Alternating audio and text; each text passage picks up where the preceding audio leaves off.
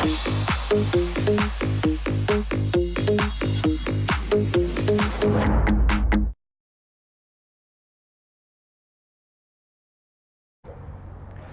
guys, and welcome to our lunging tutorial.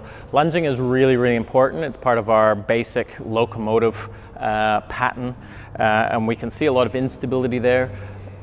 From a biomechanics point of view, you know, most of us walk every day, and very few people actually walk well, and very few people actually jog very well or run very well.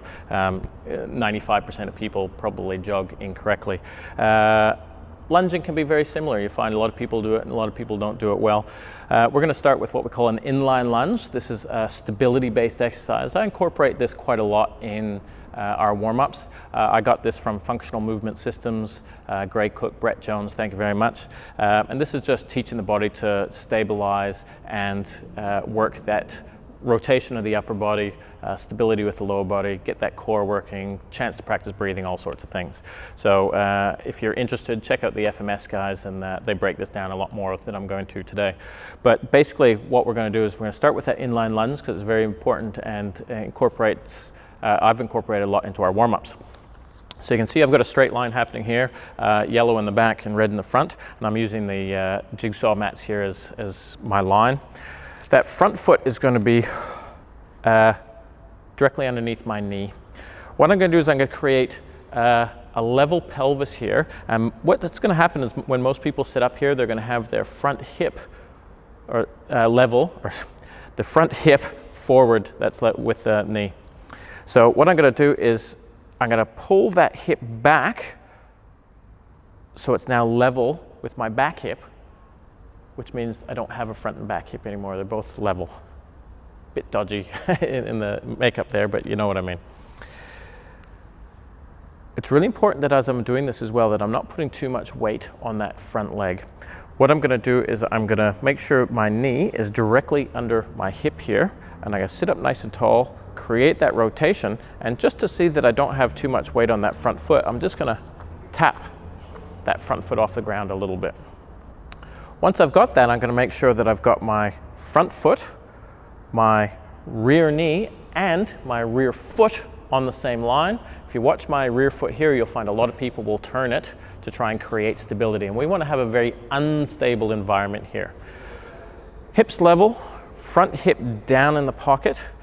I'm going to start with my arms forward and shoulders packed down.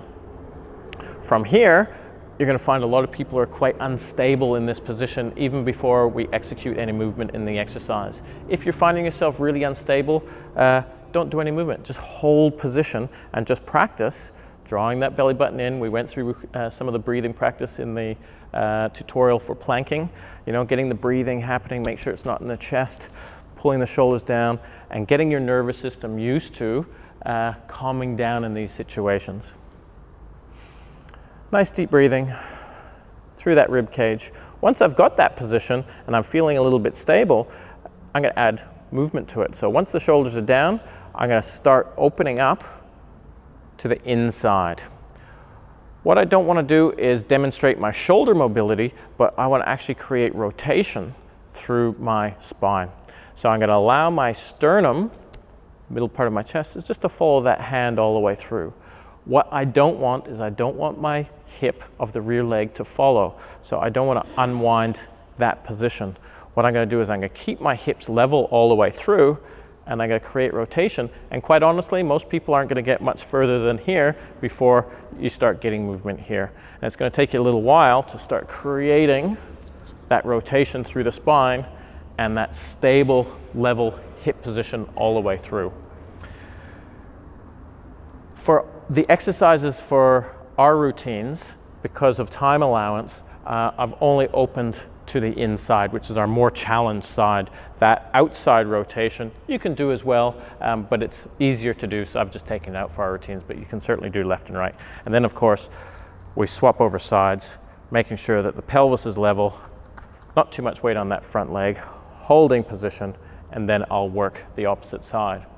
If you want to challenge yourself, what you're going to do is you're going to take your eyes and travel them with your hand as it's going through. So I will turn to face that hand. If you find your balance is a little bit squirrely on that one, just keep your eyes forward until, again, that nervous system locks into place.